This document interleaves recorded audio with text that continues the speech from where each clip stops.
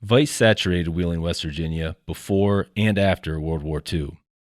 Illegal gambling and prostitution were part of the local economy, just as steel production and heavy industry were.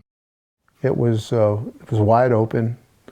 There were, at one count from the sheriff's office, 32 houses of ill repute, and gambling as much as you wanted in areas throughout the city. It was Carla Dellerba's world. In the early 1970s, when she wasn't living in Canton with her husband, she ran a brothel at 2244 Water Street in Wheeling.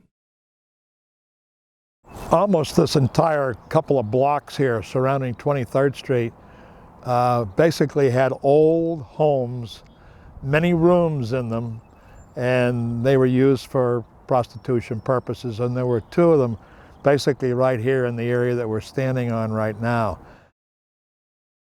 In Wheeling, Carla was known as Black-haired Bobbie, or Pittsburgh Bobbie, named rooted deep in Carla's past. Like Wheeling, she had been in the prostitution game for a long time. Born in Italy as Carla Ferrari, she was raised in Pittsburgh. Carla shot to notoriety in the late 1940s as the girlfriend of a Pittsburgh mobster. The newspapers called her the girl with the turquoise eyes, the sultry black-haired dancer.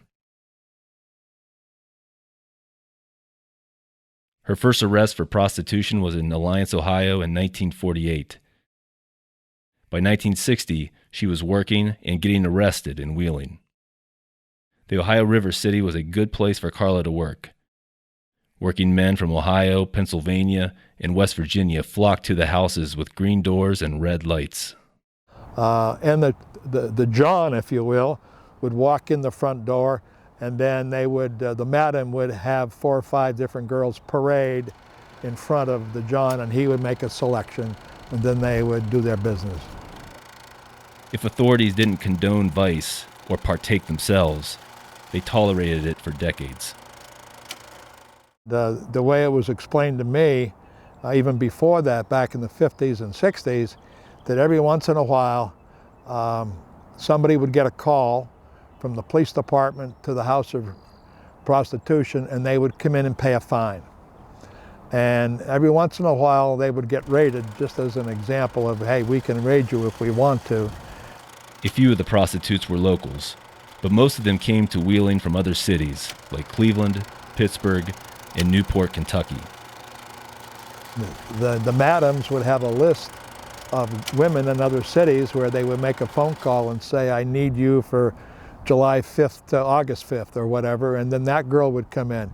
And all the women would actually sleep in these houses.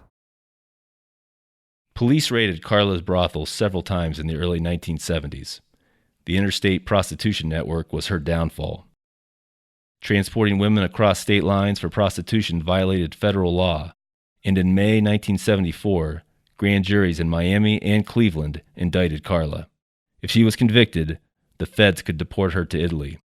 Or she could talk.